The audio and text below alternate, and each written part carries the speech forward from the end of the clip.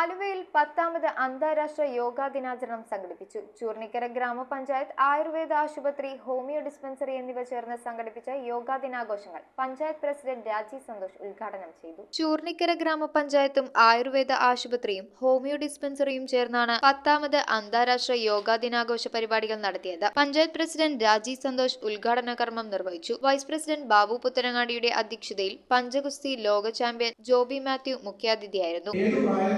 ചാമ്പ്യന്മാരാകാൻ സാധിക്കുന്ന ഒരു മഹത്തായ ഒരു നമ്മുടെ ശരീരത്തെ മനസ്സിനെയും ആത്മീയമായും ശാരീരികമായും മാനസികമായും ഒക്കെ ഉണർവ് നൽകുന്ന ഒരു കാര്യമാണ്.